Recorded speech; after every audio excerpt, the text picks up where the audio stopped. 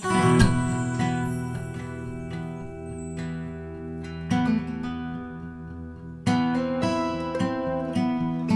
a sense that comes upon me when the night becomes subversive and unknown. 1 foot forward on the cobblestones with just enough illumination to get home. So to ask this before, but are you able to hear like the AC at all? Any background noise? At the moment, I don't hear anything. Perfect. Welcome everyone to Waypoint Stories. My name is Cody and I am your host today and every day that there's a podcast episode. Today with me, we have Nathan Johnson, a local artist who just released a new song recently, and you heard it on the beginning, the opening of the podcast. And we'll play the song in full at the end of the podcast with Nathan's permission. You got the thumbs up and approval, and we'll play that at the end so you guys can hear it in full. If that floats your boat. Welcome, Nathan. Thank you, sir. It's great to be here with you. I also love it that you said, like, I'm your host anytime there is a podcast, which I know you mean this podcast. It's my podcast. Yeah, but my I was podcast. like, anytime there is a podcast, just anywhere, you are the on host. the next Joe Rogan, and I appear on it, and you'll be like, "That's son of a gun. He was telling the truth." I'm telling you. And you'll just be like, "Why is he here?" And I'm like, "I don't even know how I got here." And we'll just, it'll be real. So we'll be upfront with you guys. This is our, I don't know, 8th recording because we had a whole bunch of technical difficulties last time, which I thought we could salvage and kind of put back together. And I think we spent like 3 hours recording last time. That feels right. Yes. I think it was roughly 3 hours. It was a lot of mostly you popping in, popping back out, and then nothing getting fully uploaded. So that never happened. And this is take one of this new on this happy Sunday. Let's see if we can knock it out in one shot this time. Yeah. So I wanted to invite you on, not only just because you're a friend and have been a friend for many years, but also you released a new song called Something Here. Yes, sir. That is what it's called, right? I had it on my computer last time and it's not up right now. It is that you are correct. That is the title. I've been getting a lot of different titles as people like talk about it, but the title is Something Here. Yes. Wait, have you been on other podcasts since ours failed? No, not on other podcasts, but just when people are talking about the song, they will like call it something else. I was going to be offended, but since I'm still the first, that's good. No, you're the one and only, my friend. But yeah, no. So you had a new release of a song called Something Here, which gives me kind of Pink Floyd-ish vibes. And I think it's more in the voice and the tone, not so much like this is a Pink Floyd song, but just, I don't know. It's hard for me to explain on what I get from it, but it's from the Pillars of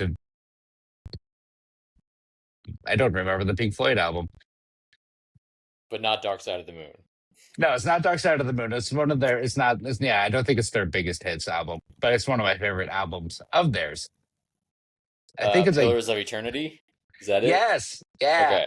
It's a great album. You should check it out. That's just me Googling right now. So, but no, so I always say we, there's no we, it's just me. But I wanted to invite you on and talk with you on the song and just kind of hear your inspirations for it, kind of the process around it, and just to share who you are with other people in my circle and for the people that listen, and then they can get to know you more. For sure. Well, thank you. And such a huge and very flattering compliment that like you compared it to anything that sounds like Pink Floyd.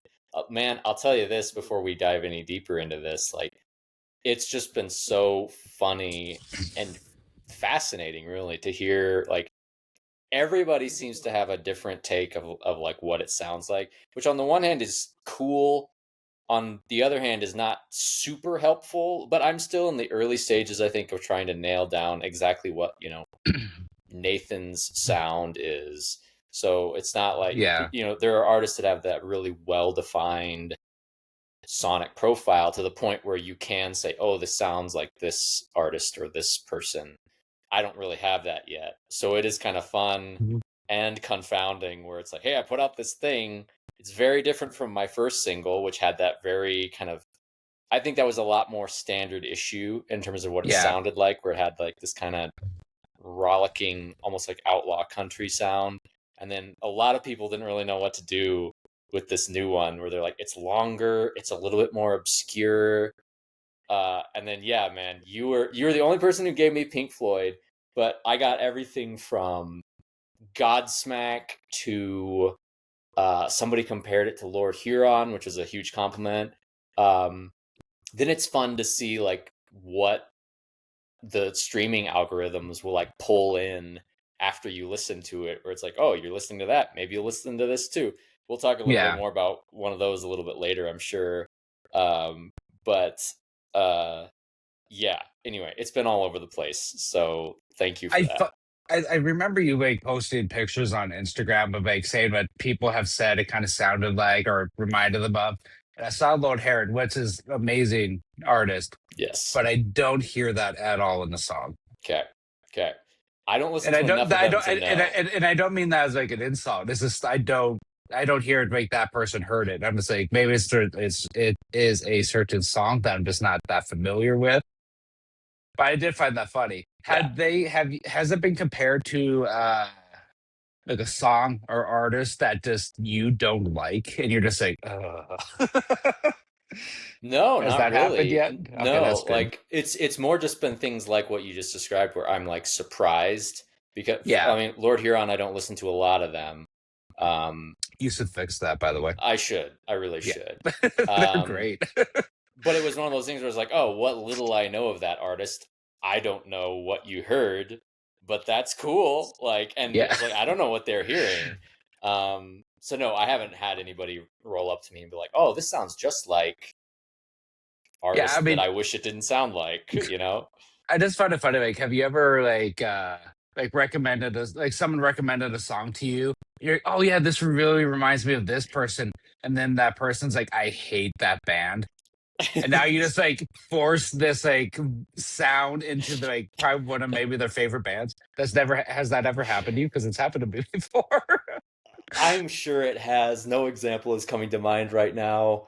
Um, Honestly, the thing that it reminds me of, which is it's not this topic of conversation, but it's why I stopped telling people when I think they resemble a celebrity, Hmm. because there have been times when I'm like, oh, surely this will land as a compliment for this person. And they will be like, Ugh. really? Like, and I'm like, Yeah. okay, well, maybe we all have different standards of what this means. So I don't think I should do this anymore. Um, Musically, I can't remember that happening though, but that does make me think of that. Yeah, I remember I've had people say I look like Ben Affleck, Mm-hmm. Seth Rogen. Okay. Or there's one other that I'm just like, come on guys. Nah, Do you not like nah. any of those? I mean they're not my type. No, they're Fair. fine. I mean, there's some. It's like, yeah, like when they're in the prime, and then they just kind of go into like. I think it's more that they're just not actors that I'm just like I have a lot of respect for like their movies. Like they've done some good movies, but not Mm-hmm. movies that make Danny Day Lewis, where it's just like a block, like this huge hit in every movie he's done. Sure. I've never been compared to him though. So about something here. Yes. I don't want to get too distracted. Yep. Having too much fun. What was the inspiration for the song? All right. I love this question. And I'm going to try to be concise because the song actually has a pretty long history. So I kind of started writing. I've been messing around with like songwriting and just Mhm. like figuring out how to do it for a really long time. Like I remember writing some really rudimentary stuff even back when I was just barely learning to play guitar when I was, 10 or 12 or something like that. None of those are ever going to see the light of day, but I'm just saying, like, starting there, it's like, what does it take to write a song? What I would consider like my first like foray into like serious young adult songwriting. I was Mhm. in like my early 20s, and one of the first songs that I wrote in that period of time was the first incarnation of Something Here. It was called something completely different. It was called Strange Kind of Voodoo. And I wrote it initially around like this riff that I got really excited about. And I was like, oh, this has this kind of like chunky, bluesy kind of punch to it. And I just I was like, what does this sound like to me? And I wrote this song that, thematically it's probably, I'd compare it to something like, Black Magic Woman, where Mhm. there's like, oh, I'm under this woman's spell or something. Like, it was just, I made it up to fit the riff more than anything, more than I had anything particularly to say. And the problem that I kept running into when I was playing the song is I was like, it's really fun to play, but I also just don't feel like I am resonating with it. And over time, I've figured this out that, and this probably isn't that revelatory, but because I just made it up, it makes sense that I didn't really have any sort of connection to it. So Yeah. I shelved it for a really long time. And during COVID, I didn't have like this furious output of artistic, creative, you know, material. More than anything, I was just kind of going back and pulling stuff out where Mhm. that was like half finished, three quarters of the way done, whatever, and just tweaking it. Um, and I was like, what happened with this? Like, Strange Kind of Voodoo, what happened here? And I just started. It was really funny also to revisit that, like in my mid to late 20s, after it had been kind of sitting for a long time, Mhm. from when I started writing it. I had more life experience at that point, and I am a person of a deep spirituality. And I say that only in the sense of like the spiritual life is very important to me. It's very intrinsic to who I am. I'm not saying like my particular spirituality is super deep. I'm just saying like I'm very fascinated by and in tune with those textures of life. So that Yeah. idea of there being like deeper magic, to quote, from Narnia, that still was there. And I kind of liked that as the core conceit of the song. So little by little, I started to tweak it and turn it into a song that wasn't about like the magic of, an attractive woman, but instead about the magic of the unseen things of life.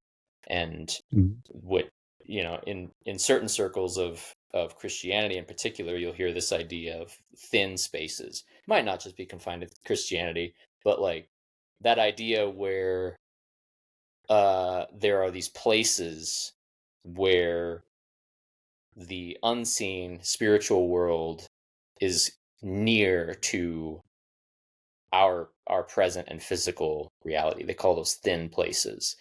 Um, the type of thing where it's like you only really know it if you've felt Mhm. it. Um, and I just started writing the song about that more than Yeah. anything. So I'll pause there. That is like actually a pretty concise history of the song. But little by little, it turned into that, and it sounds almost completely different from how it started. It no longer has like that super fast, kind of aggressive um, groove to it that it did when I started. It slowed down. it became more ponderous, almost ominous. But that is how it went from being the song that it began as to what it Yeah. is now. Yeah, it definitely has much more of a mysterious, haunting sound to it. I'm glad that Um, translates. how and what do you think was the biggest change from? I mean, not just because of lyrical and like the thin line.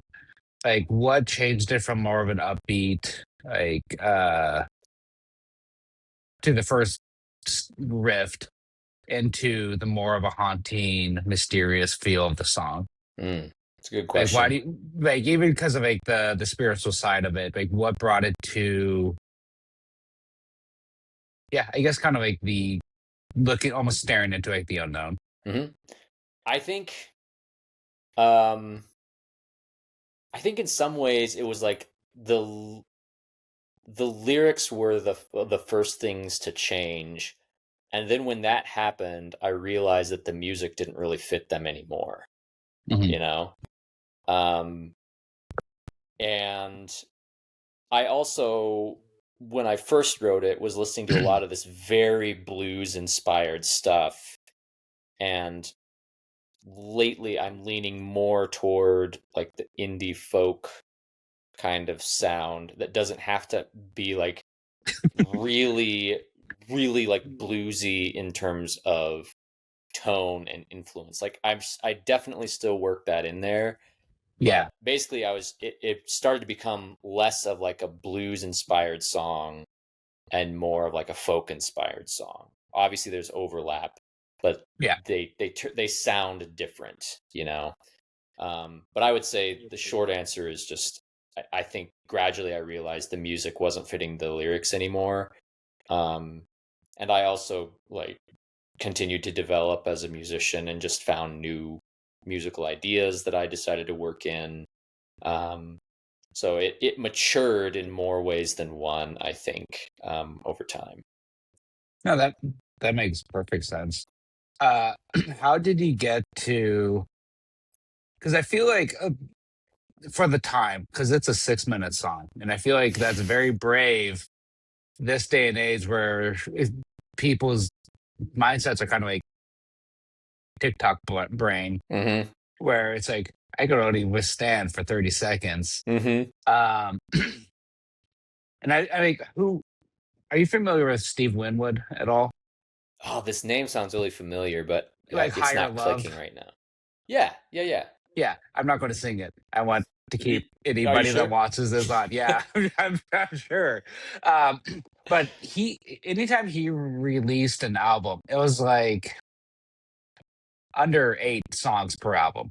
Mm, But each song was like anywhere from like 4 to like 6 minutes ish. mm, mm-hmm. So, and I just feel like that you don't get that very often today.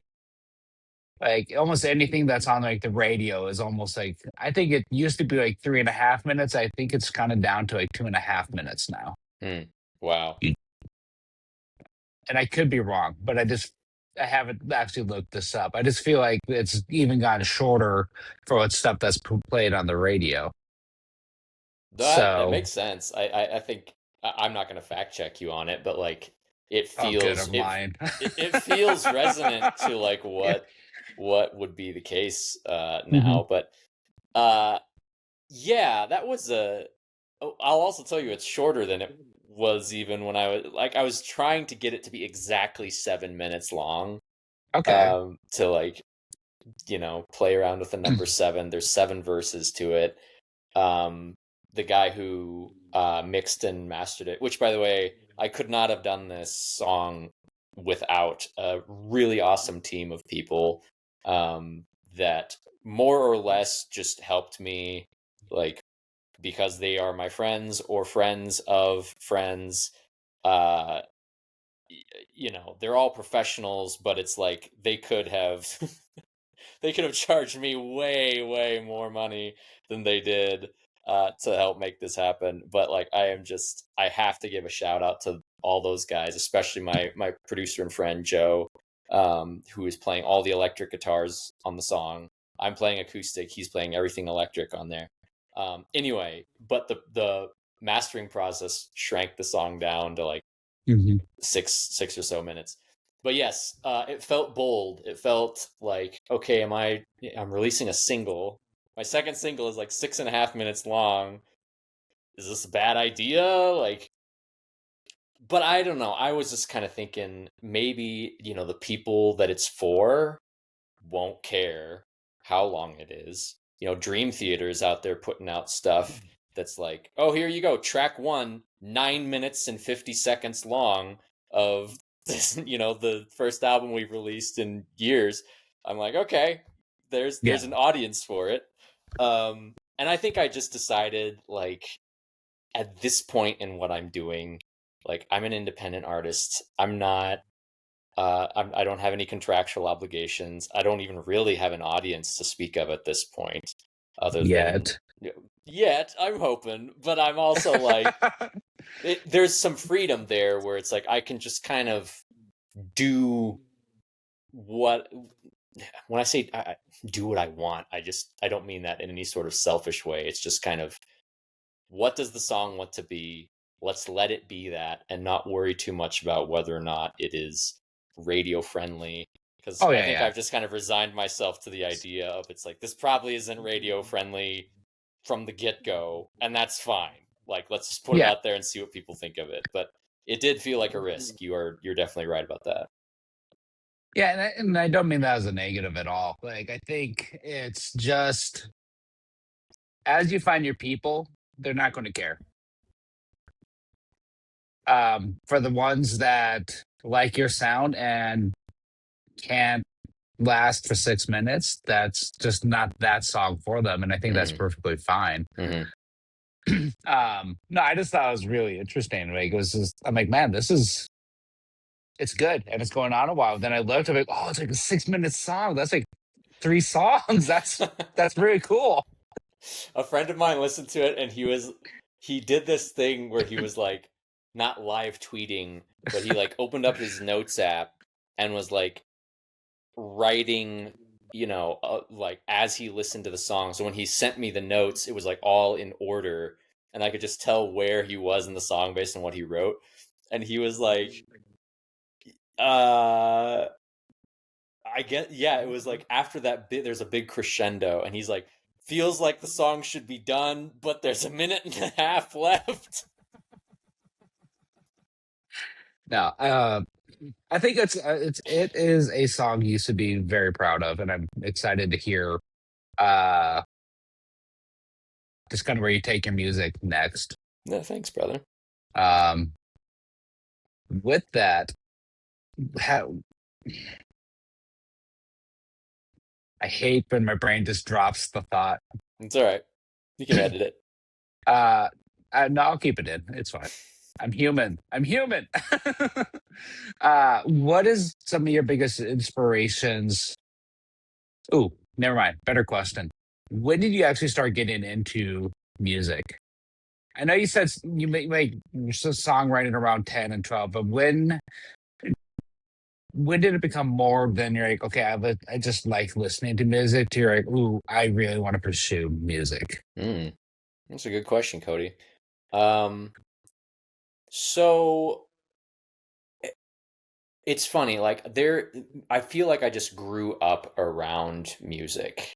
My family's we're not like full of musicians, but there was just music in the house almost all the time. My mom in particular, she just listens to a lot of different stuff, and she always has. So I just grew up around a diversity of music. My dad is more of like the rock and roll side of things. And my mom is kind of everything else. So right away, it's like I just grew up like with a very wide listening exposure. That said, I do have an uncle who is a singer-songwriter in Northern Oregon. And that was interesting because there's this family member who is a recording artist. His name's Tom Demarest. You can find him at I'll send you the link, but it's Oragrown Music. Okay. And great songwriter, like very much in the folk tradition. And then you know there were other people around me, like at church or whatever, that it's like I got to watch them playing. Mhm. I think it probably started when my older sister started taking piano lessons, and I was kind of curious about it. I will tell you, by the way, I did not end up pursuing piano. There's a part of me that wishes I did start with piano because there's a Still foundational. can. I still can, but if I had started there, like, I don't know, I just feel like that would have been an important foundation for what came next. But water under the bridge, as they say. Yeah. But it's just worth saying. Anyway, my sister took piano lessons. I was kind of like flitting around with all these different ideas, but like, oh, maybe I'll take piano. Then Did you for pick? Did you pick up cowbell? The Cowbell entered the triangle. story much later, but no, I Uh, actually the order was piano. I was thinking about piano. Then for mhm. a period of time, I was thinking about saxophone. Um, and then at some point, I just landed on guitar, and then that's when I You played enlisted. it safe, man. You could I went all out on the cowbell. I'm just Man, saying. like I missed my opportunity as a professional cowbell player. I did. Um, then that's when we pulled in my uncle and was like, "Hey, Mhm. Nathan wants to learn to play guitar." Um, yeah, man, I was 10 years old, and he like I was not a big kid, and he was like, "Oh, you might want to start on a baritone ukulele, which is tuning wise, it's only 4 strings, but it's the top 4 strings of a standard tuning guitar. Okay. So then it's like when you get old enough, um, you can just add the extra 2 fingers into your chord shapes that you're already familiar with. Although, I don't know if at the time there were like 3/4 size guitars like there are now, but whatever. I started on ukulele. By the way, there's a really funny like little I don't know, side quest, and maybe it's not a side quest. I started learning to play with people by sitting in on these like bluegrass jam sessions with these like older retired folks at the Mhm. VFW every Wednesday night, and I was in there with a ukulele, and it was like they didn't know what to do with that. It was like everything else has this super traditional sound, and then there's like these plinky, like, because it is still a ukulele. It's a deeper Yeah. sound, but it is still very much a Compared to a ukulele. guitar, it's still very much a ukulele. Totally. And they were like couldn't they were like ecstatic when I actually got old enough to play a Rio guitar, because they're like, finally we got the ukulele out of here. But that was a very important part of my musical formation, and it's worth mentioning.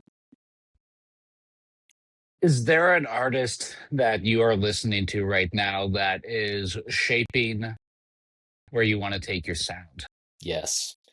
Um and it's tricky because it's like I want to make sure that I don't like eh, I'm okay with admitting that I'm heavily influenced by a handful of artists, but I don't want to veer into the territory of like, oh, I just want to sound like them, and then it Oh yeah, becomes and a. that's not what I meant by the question I either. I know, I just know. meant like heavily inspired. You're like, ooh, I really like that. I kind of want to take that and tweak it and make it my own. Yeah, I hear you. I'm saying it's just a needle to thread for me. Yeah.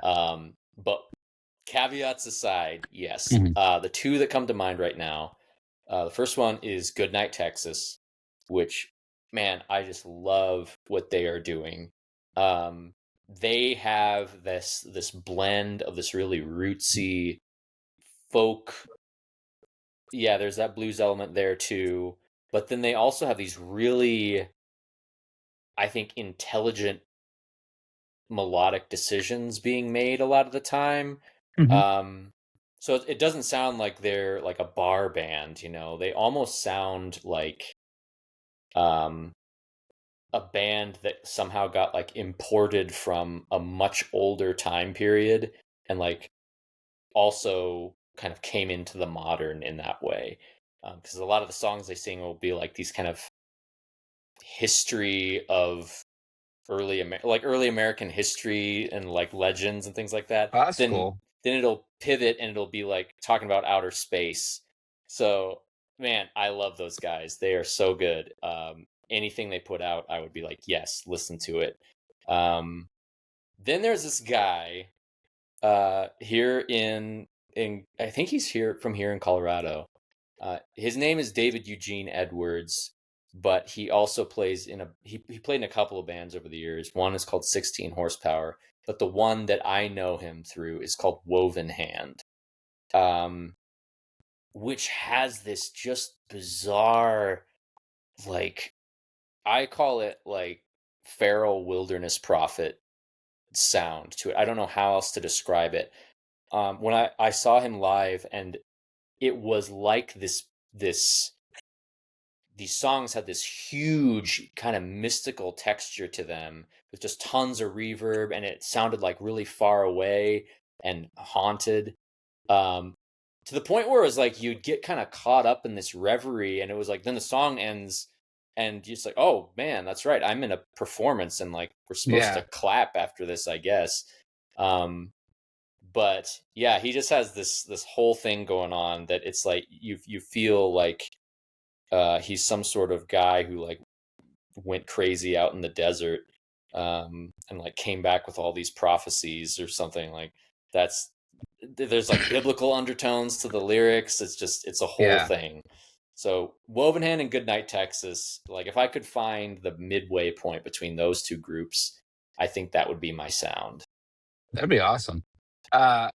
Who has been some of your biggest like influences for your writing style, or has it always? All right, what are some songs that like you make this writing is just like outstanding, and you're like, I really appreciate their skill in writing. Yeah, great question again. You're really good at this. You should host a podcast. Yeah, I'll think about it. I'm working on names. What's that? I'm working on names. There you go. Right off the bat, I gotta talk about Joe Pug, who is, in my opinion, he's one of the best songwriters out there today. And you know, there's tons of them. There's tons of people writing really, really great stuff.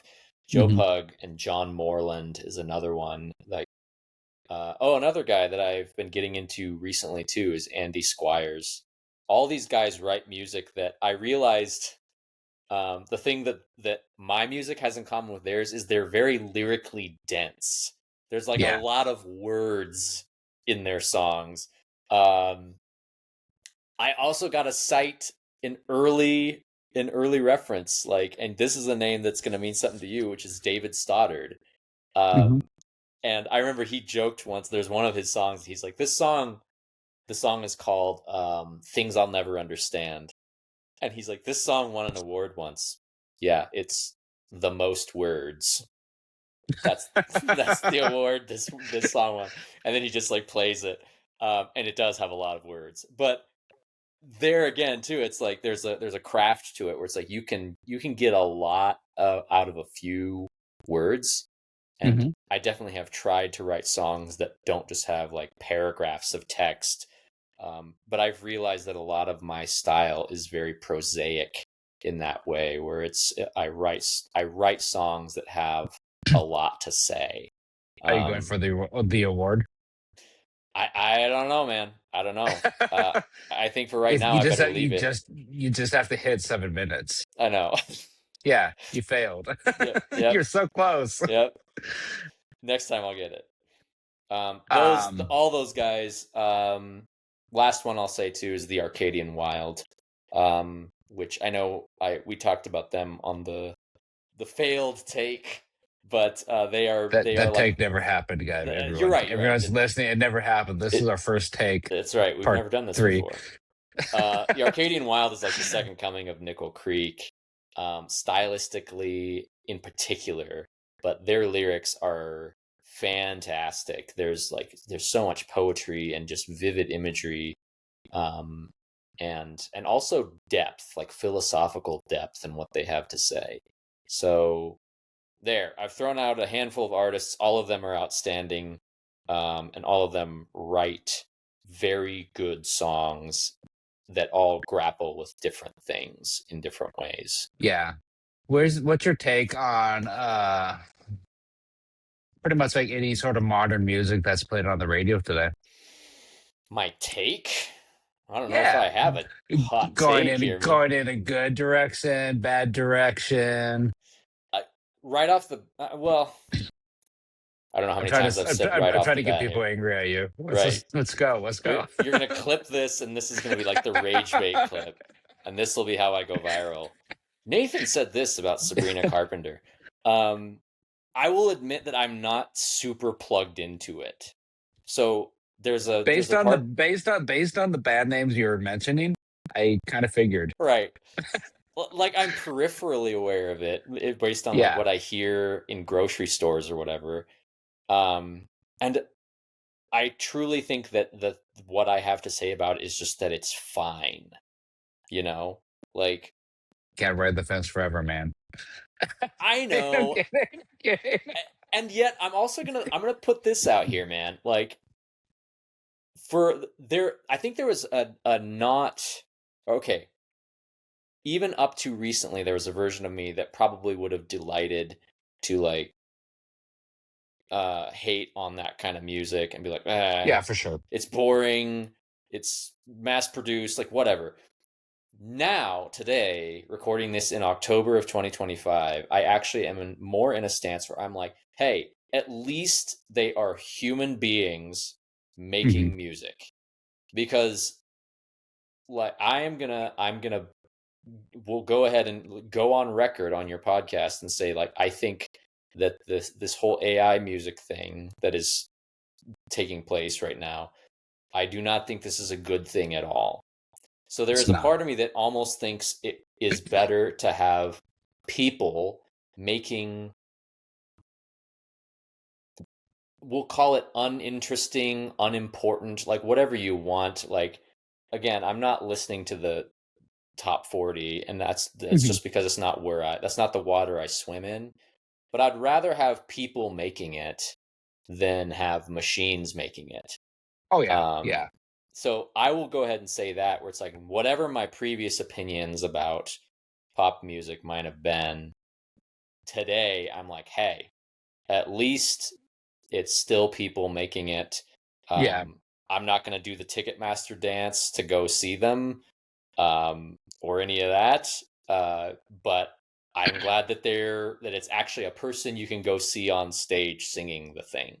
Do you know what I mean? yeah. That it's going to be weird and probably much faster than I want to admit. Where AI is just going to take over. It's just Mm. going to take away. Like, are we going to have musicians Mm-hmm. Mm-hmm. like in like 50 years, or is it just all going to be AI now creating music? It's a great question. I mean, and there's a lot of people grappling with it too. Like, I think here's what I think. There is something I didn't realize I was going to go in this direction with you tonight, but um, Sorry. it's fine. I just was like, are we going to go there? We'll go there. Um, there is something deeply intrinsically human about making music. Mhm. I believe that to be true. So if AI is going to kill anything, it will probably be pre-recorded music before it actually kills the human impulse to create and release music. If anything, what it might do is it might Mhm. just make human created music something you can once again only experience live. And I say once again because, of course, that's the way it once was, where it's like you'd hear it once and you'd never hear it exactly that way again. That's true of all live performance now. Still, we just are kind of numb to that because you can record all of it. But Yeah. There is no live performance that happens the same way twice. I You know? think so. I was at a concert Friday night, and as I took like my phone out for a couple songs and got like a few clips, like hmm 30-second things. But for the most part, I refuse to have my phone out because I just want to be in the moment and just take in the concert. Yeah. And I see so many people like holding out their phones for most of the concert, and I'm just hmm like, I don't like. I'm not trying to knock it so much, but for me, I'm much more happier just taking it in Yeah. and then try to go because it's one of my favorite artists. So I'll definitely try to go back and I'll just catch them on the next concert hmm when they're somewhat in my area. Yeah. Who was it, by the way? Um, it was Ellen Langley. Okay. Amazing. Do you know who she is? Uh, no, I'm No, like amazing that you're going out and supporting live music. Um, don't let me interrupt you though. You can no, finish what you're you're saying. good. And like, I think the part that like I found really sad. There's this one woman. I don't even remember the song because I was distracted by her. Like, she had her phone out, like in a selfie formation, Mm. just like lip sync into like along to the song for like 6 minutes. Like Oh just man. making this like selfie video of herself, and I'm just like, I don't. That feels really. It's well, one, I don't do selfies. Like I don't like video of myself. This is the hardest part about a podcast. Um, so it's like the whole idea of just me having a phone out and like, especially for that long, Mm. I'm like, you're missing so much of like what the actual concert is, and you're just filming yourself. It was Yeah. very, to me, it was very sad. Maybe I'm overthinking about it, but I feel like it's kind of a sad state that that's kind of where it's going. Yeah. I definitely know you're not alone in the like. I think there was a initially when people got really excited that they even could record concert footage, and there have been Yeah. ways that that's been really cool, like when it captures some really rare thing, um, and it can be part of like how a band gains notoriety for something, Hmm. like without cell phone footage, I don't think I would have known that like Dave Grohl of the Foo Fighters frequently invites audience members up on stage to play a Yeah. song with him at some point during the show. Things like that, you know. But I know you're not alone in that a lot of people, self included, by the way, and I'll talk about this in a second, are just starting to realize that they would rather just take it in. And it is funny that it's like there's such a diversity of people and a diversity of reasons why people choose to go out to a concert. Hmm. Um, I am of the mind that if you're not there to actually listen and take in the music, like I can't relate to your reason for being there. Um, so I'm probably with you there. But I also know, by the way, that there are artists who basically make it a prerequisite that if you're going to be at their show, you will not be on your phone to the point where they actually uh, will prohibit you from being on your phone. I went and saw Jack White. Um, when was the last time I saw him? I don't know. I've seen him several times, and every time I've seen him, he has all the audience members put their phone in this little magnetized bag made by a company called Yonder, Yeah. and you can't take it out unless you leave the performance area because they have all these little stations around, like out by the merch table, that you can go and like tap your phone and it unlocks it. Um, That's kind so of cool. so yeah, you still have it on you, but you can't have it out and filming. I Yeah. know some stand-up comedians have done that too, which that even makes more sense because it's like you don't want them to spoil your routine. Oh yeah. Um, Yeah. but I think that's super funny, and then it creates this real exclusive thing where it's like, hey, none of us can really do anything other than just be here. And Yeah. then, of course, then there's like a professional photographer too. So it's like, hey, they're taking way better photos than your cell phone would, and they're incredible too. The photos that come out of those shows. Anyway, I feel like I'm yammering a lot about this kind of thing, but bottom line is, it's an interesting moment we're in, and a lot of people are interacting with it differently. And I think that's super cool to see the different ways that people are finding to either push back, Yeah. come alongside, or whatever the trend of technology in the live performance space. Yeah. It was funny because it's also sad. Uh, every time I go to a concert now, I am, and I think this is more as like my faith grows, I Mm, see it more often, just how much like people idolize musicians. mm, Like, so excited to like see this person to the point where they're in tears to like see to try to get this artist's attention mm, and things like that. And I'm like, I'm just here for the music. yeah. Like, if for some reason the musician gives me attention, cool, I guess. But Still it's kind just of funny. people. Yeah, I kind of feel like she waved to me. I'm just going to go with that. Right. We'll call that a win. Yeah, I'm just going to call it a win. I don't know if she waved. I doubt she could see me, but it was funny because he was like doing one of the songs and she did make a wave, Mm, and then I didn't react because I didn't think she could see me, and I still don't think it was actually at me. But then she did it again. I was like, uh, Cody, awkwardly she waved was back. there to see you. Didn't you know this? I tried to give her my extra ticket to her own concert to say Okay. she wouldn't stand me up. Man, jeez. I know. She was there. It was a good night. Good. It worked out. It worked out. She hasn't responded to anything else though. Ghosted.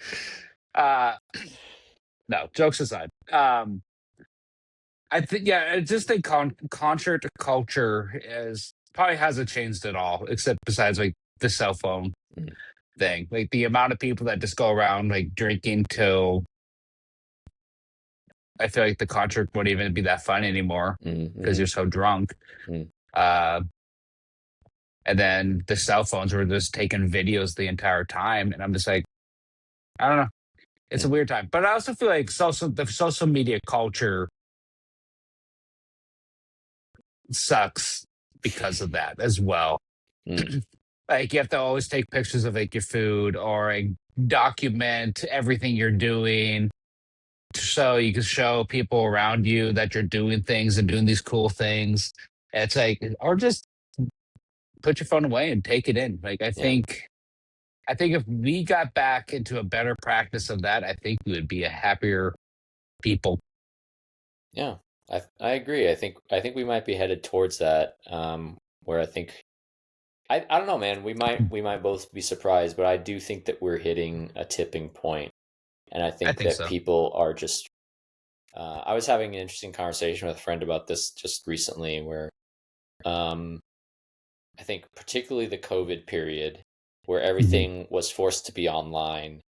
In some ways, that accelerated trends that were already in motion. But I think it also showed people that it was almost like too much too fast in terms of Yeah. like if those trends had been allowed to proceed at a more gradual rate, maybe people wouldn't have reacted to them in such a uh oh, there's a word that just escaped me. They would have been more accepting of them, I think. But I think because it Yeah. all hit so heavily so quickly, they were like, "Whoa, this is a lot, and I actually don't think that we're made for this." And that's just kind of an interesting and mysterious like way that it all worked out, I think, where Yeah. it pushed us back toward things that I think are more wholesome for our humanity and more more in alignment with just what people are meant to be and do and live like, because we had this terrible period of time where we were we kind of got a preview of what Ready Player One style future. Have you read that book or seen the movie? Like, does that I haven't. I know it's on my list to get to at some point.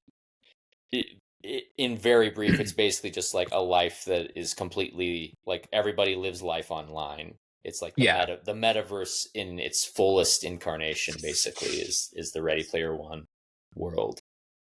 Anyway, that took an interesting turn there, but thanks for rolling with me on that thread of conversation. It was I really mean, I'm pretty interesting. sure I'm the one that started it, so you're welcome. Really? Oh well, you are the host, so Yeah. Don't you forget it. I don't.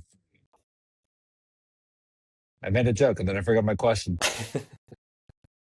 Oh, for fun, who would you want to open for if you had the opportunity? Lincoln Durham, or the Bones of J.R. Jones. I say that because I know Lincoln Durham is working on a new album. The Bones of J.R. Jones is touring. But really, anybody who is like kind of Americana adjacent.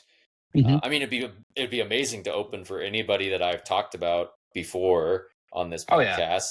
But man, it would be rad to open for Lincoln Durham in particular because he was who I was listening to a lot when I first started writing songs. Like what I said at the beginning and that kind of Hmm. bluesy thing that I was really into. A lot of that was because I found his music and just got super keyed up about it and was like it really motivated me to try to start finding my sound. And initially what I was writing was just a lot of me sounding like Lincoln Durham as much as I could. He has a way better voice than me. But yeah, that'd be awesome. I would love that. If you smoke some cigarettes or something, you might get a little bit more rasp like he has. We'll see. We'll see. A friend of mine was giving me a hard time about when I was like singing with the bass section in a choir, and like everybody but me was hitting these like super low notes. They're older men, but like Mhm. one of them was like, "Oh, come on, Nathan, like more cigars." Whiskey, cigars. Come on, man. All of it. All Yeah. of it. Great question though. I'd throw those guys out. Um, what are some of your favorite songs that have really stuck out to you over the years? So this is a variation from our outtake trial run where we are going to post like our I thought it'd be cool to like post our favorite lyrics, Mm-hmm. like our songs and lyrics. And then I felt on this time that I just felt like that might have taken too long. So I thought maybe you would mix it up and just talk about songs that really had a impact. Like most of mine are probably going to be sad songs because I don't, I feel like I'm a pretty like emotionally level, almost boring guy. Like when it comes to emotions, so I'll probably do sad songs because when a song makes me feel, there's something to that make if it's almost weird, but in like a good way. So mine will probably be sad Are songs. you saying that when a song makes you feel there's something here? Yeah, Oh, wow. How about that? I was just it kidding. just something here just appears over the the screen. Dun, dun, dun. And um, then like a shepherd hook comes and yanks you off off the screen. You're done. exactly. Roll credits. Great question. It's obviously a super hard question to answer and like hard to narrow it down, but you're not asking for like my top of all time. So Oh, just random I'll just songs. give you a few. There's one song that was particularly meaningful to me for a season of life, which is called Into the Darkness by a singer songwriter named, oh my gosh, uh, cut this together so that, there we go. No, Drew, oh my gosh, Cody, this is terrible. It was like I could see his face. Hold on one second. I can't screw this up. All right, while you're looking that up, I'll say Monsters by Ella Langley hit me really hard when I first heard it because it just kind of talks about like how like past mistakes and everything just kind of haunts and just like sticks with you, keeps you up, and just always like the monsters inside your head. And I'm like, that is so true in my life. Mm, um, so that one knows it's hard. mm. Love it, man. So cut this part with my earlier answer.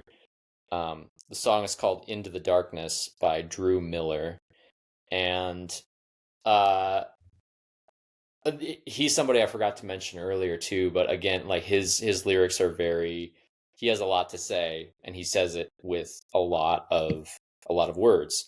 Yeah. That song in particular, um, is just really interesting in the ways that I mean, I feel like ultimately it's a song about uh, whether or not you're living in tune with or in denial of um, your weaknesses, your vulnerabilities, and your humanity. There's Yeah. ways that you can um, kind of try to live in a way that you're kind of living a facade versus living authentically. And um, there's a particular line in the song that I really like where he says, um, "Make peace, make dinner, and make room." And honestly, that's like I could call that my personal mantra. Hmm. And I got it from that song. So that's one that I'll throw out. That's a really good example. It's just a song I returned to a lot. Nice. Yeah, I haven't heard of him. I'll have to check him out. Yeah. I'll probably check out a lot of the people you recommended. Do. Um, are you familiar with Damien Rice? I don't think so. He's a Irish singer-songwriter, and he writes like one album every 7 years. Hmm. It's great for him, but it's so frustrating as a fan that wants to hear like more music. Because you're like, is he dead? Is he done? I don't know. Like, I have no idea. Like, he's one of those people where he might just be like, yeah, I'm done writing music and I'm never returning to it. And you're just like, you'll never know. Hmm. Um, but so many of us, it's like poetry Yeah. sung out with emotion, Hmm. and it's just some of the best artist out there, Hmm. songwriter. Hmm. And I don't even have a specific song. You just need to check him out. Into it. Do it. I love it, man. I couldn't remember if we're doing one or two or how many you Yeah. want. No, we'll do one more One more. for Uh, you. a song that has meant a lot to me. Um, huh. I will say this is maybe a different angle than what you're looking for, but again, going back to Lincoln Durham's music, Lincoln Durham's music was the soundtrack of a lot of like manual labor that I was Mhm. doing at the time. In my early 20s, I worked for a landscaping company, and he also has a song called "Living This Hard," Mhm. where there's this whole like I ain't gonna make it if the working ain't done to the setting sun. Like it has this very kind of uh work song feel to it, but his that there's a this whole period of time that is kind of his music sort of presides over. So there's a part of me that almost like when I revisit those albums, I like remember what it was like to be out like working in the blazing hot sun. Like in some ways, Yeah. it felt like he wrote that music for me in that period of my life, you know. Um, so I'll rather than pick a specific song, I'll just talk about like that whole. It's Album. primarily his first two albums that were out at the time that I was doing that work, and it's just a really interesting pairing. Yeah, I'm only we talked about this last time, but I'm only really kind of familiar with his song Prodigal Son, Mm, which is an amazing song. Mm-hmm. It's so simple but like powerful, and yeah, like in I watched like a live video and he's just beating the crap out of a suitcase while he's singing, Yep. and it's just like this this guy's a vibe. He's cool. You better believe it. It's in the Uh, liner notes of the album. It's like instruments used, vintage Samsonite suitcase. Like that's that's it. amazing. That is amazing. It's Yeah, awesome. it's just um he would be a fun one to talk with and like pick his brain Mm-hmm. on songwriting, why he has gone some of the route that he's gone with Mm-hmm. like beating a suitcase. Mm-hmm. Like, is it just the sound, or is this something that why not? It's like it's a good stage prop at the same time. I have no idea. I just would love to pick his brain. Absolutely. What is something you would want to say to encourage people that are listening? Any path of life. Wow. I don't know if I'm qualified, my friend, but I'll speak to at least from the creative standpoint, um, kind of tying into what we were talking about earlier with like the runtime. Mhm. You know, as a creative, your job is to create. Don't worry too much about the what or the reception. Um, in some ways, you could extrapolate the advice that another songwriter friend of mine gave me before I released anything, and Mhm. I was all wrapped up about like the right strategy. I was like, should I do an album? And he was like, no, what you should do is you should just release a single, um, and then forget about it, and then go do another single, and keep doing that. Where the emphasis that he was saying was like, find the most lightweight version of the thing you're trying to do so that the barrier to entry doesn't feel so huge, and just get it out there and then keep it rolling. You know, his name Yeah, is Chris. He performs under the name Son of Laughter. But honestly, that was huge for getting me going. And I think that idea of like start where you are, do what you can with what you have, that applies in so many domains of life, but especially in the creative life. So I yeah, will throw that out there. awesome. And I wasn't planning to say anything, but I'll just add to it that for the things that are not, because I think we seek perfection every single time. Just just take the imperfection and take it as learning blocks to learn on the skill to make your craft better. Mm-hmm. Absolutely. Don't take it as failure. It's only failure when you give up on it. Yeah. So use them as building blocks, learn, and use it as encouragement to build where whatever direction you're going. Use Yeah. it as blocks. Yeah. Um, Absolutely. but anyway, that's about what we have for tonight. Uh, Check out the song at the end. It should already, hopefully, if I time it right, already started playing as we fade out. But yeah, check out the song. All of Nathan's links will be in the description, so you guys can follow him out and show him support. Thank you guys for being here. Thank you, Nathan. Thank you, Cody. I had a blast. Good to talk to you, bud. Good to talk to you. There's a question I can't answer hiding here. It's still unclear, but I know there's something here.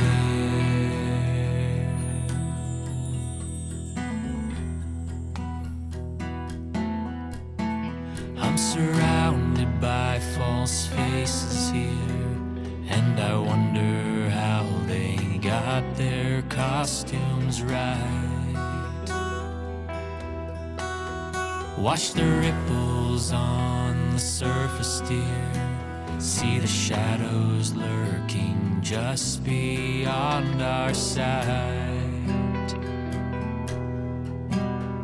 There's something unidentified in here.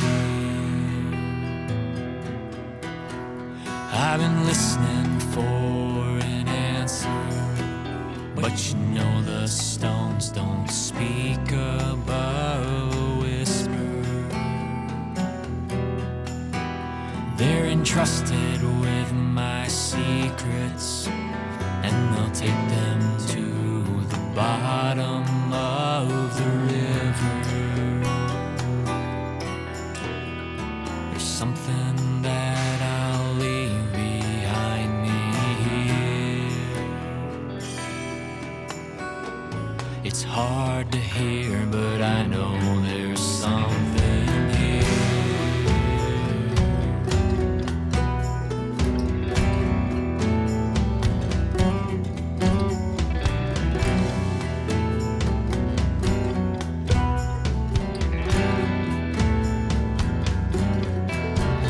There's a memory that my blood keeps. It awakens when the snakes crawl through the gravel. I feel the ghosts of Eden haunting me, and my fragile faith is starting to unravel. There's something that I've learned to fear out here. A stag is watching from the hilltop, breathing steam to join the fog that circles around him. Will he last another century? Does he find our frantic pace of life confounding? There's something best left undisturbed out here. I don't know its name, but I know there's something here.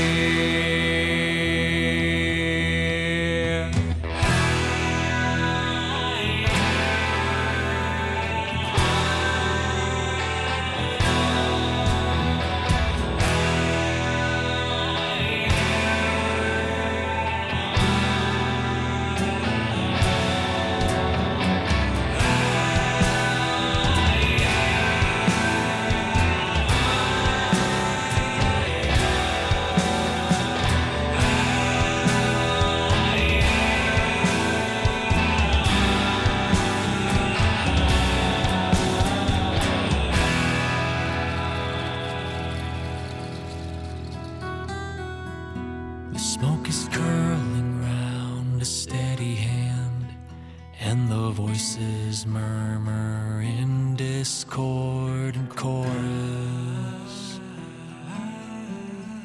Turn your back and face away from me, and watch the fearsome gates swing open wide before us.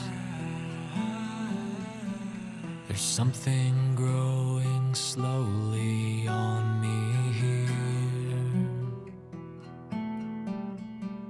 There's something I've been searching for in here. If you enter in